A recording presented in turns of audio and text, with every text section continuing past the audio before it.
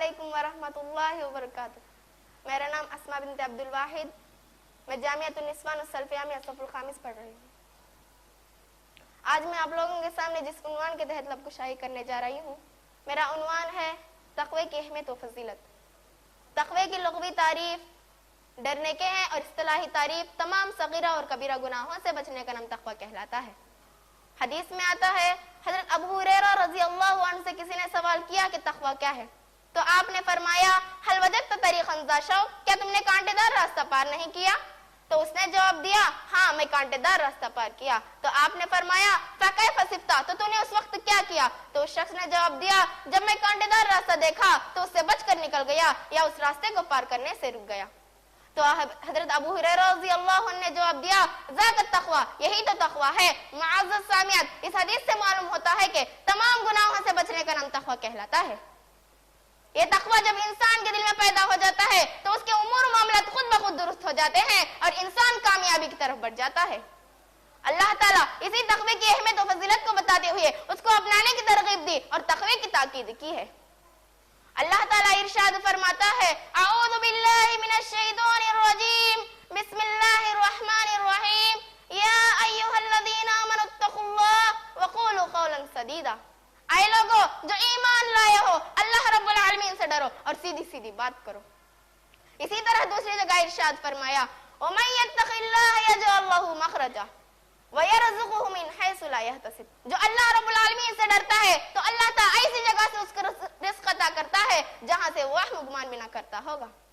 معزز سامعین، اسی طرح دوسری حدیث میں آتا ہے کہ حضرت ابو ہریرہ رضی اللہ عنہ سے روایت ہے کہ آپ صلی اللہ علیہ وسلم سے سوال کیا گیا، من اکرم الناس، لوگوں میں سب سے زیادہ معزز کون ہے؟ تو آپ نے فرمایا، اتقاہم، ان میں سب سے زیادہ اللہ رب العالمین سے ڈرنے والا۔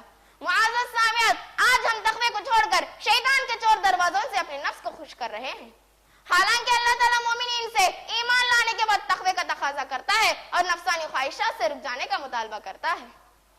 حدیث میں آتا ہے کہ رسول اللہ صلی اللہ علیہ وسلم نے فرمایا، اللہ تعالیٰ فرماتا ہے، اپنی ذات کی قسم، میں اپنے بندوں پر دو خوف اور دو امن کو جمع نہیں کروں گا۔ جو دنیا میں مجھ سے ڈرا میں اس کو آخرت میں امن دوں گا، اور جو دنیا میں مجھ سے بے نڈر رہا میں اس کو آخرت میں ڈراؤں گا۔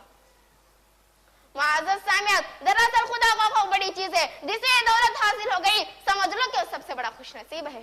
حدیث میں آتا ہے، رسول اللہ صلی اللہ علیہ وسلم نے فرمایا، جو اللہ کو یاد کرے اور اللہ کے خوف سے اتنا روئے کہ اس کے آنسو زمین پر گر پڑے تو قیامت کے دن اس پر کوئی عذاب نہیں ہوگا۔ اسی طرح دوسری حدیث میں آتا ہے، عبداللہ بن عباس رضی اللہ عنہ فرماتے ہیں، جب نبی کریم صلی اللہ علیہ وسلم پر یہ آیت نازل ہوئی، یا ایھا الذین آمنوا قوا انفسکم واہلیکم نارا، اے لوگو جو ایمان لائے ہو، اللہ رب العالمین سے ڈرو اور سیدھی سیدھی بات کرو۔ تو رسول اللہ صلی اللہ علیہ وسلم اس آیت کو تلاوت فرمائے تو ایک نوجوان بے ہوش ہو کر گر پڑا، تو آپ صلی اللہ علیہ وسلم اس کے دل پر ہاتھ رکھ کر دیکھا تو وہ نوجوان بہت ہل رہا تھا۔ آپ نے فرمایا، اے نوجوان لا الہ الا اللہ کا اقرار کرو۔ تو نوجوان لا الہ الا اللہ کا اقرار کیا۔ آپ نے اس کو جنت کی خوشخبری دی۔ صحابہ کرام نے عرض کیا، اے اللہ کے رسول، کیا یہ خوشخبری صرف اسی ایک کے لیے ہے، ہمارے لیے نہیں ہے؟ تو آپ نے فرمایا کہ اللہ رب العالمین کا یہ فرمان تمہیں نہیں معلوم؟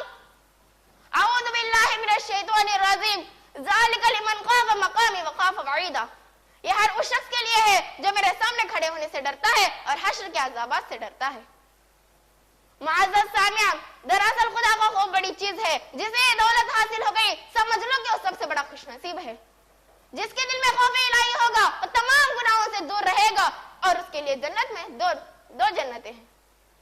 ارشاد باری تعالیٰ ہے، ذالک لمن خاف مقام ومن یتق اللہ یجعل لہ مخرجا۔ آج مطالبہ اس بات کا ہے کہ ہر شخص قیامت کے دن اللہ رب العالمین کے سامنے کھڑے ہونے کا ڈر اپنے دل میں رکھے، حشر کے عذابات سے اکثر ڈرتا رہے، زندگی کے پیچھے پڑ کر اپنی آخرت سے ہرگز غفلت نہ برتے۔ مسلمانوں، کب تک غفلت کی چادر اوڑھے رہو گے؟ کیا شریعت اسلامیہ کی تعلیمات یوں ہی ضائع ہو جائے گی؟ افسوس ہے اس کے ایسے لوگوں پر جن کے دل میں نہ اللہ کا ڈر ہے اور نہ قیامت کے دن اللہ رب العالمین کے سامنے کھڑے ہونے کا خوف ہے۔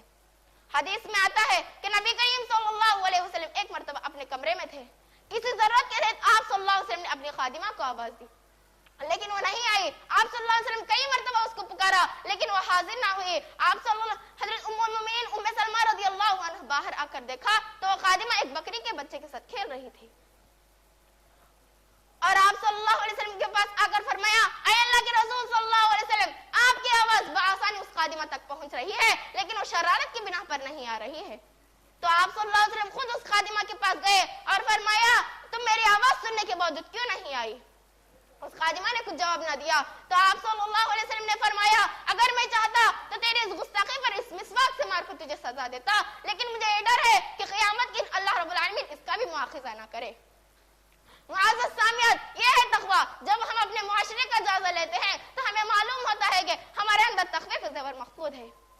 یہی وجہ ہے کہ ہمارے دل میں نہ اللہ کا ڈر ہے اور نہ آخرت کی فکر ہے اور نہ اللہ اور رسول صلی اللہ علیہ وسلم کی ہمارے دل میں محبت ہے۔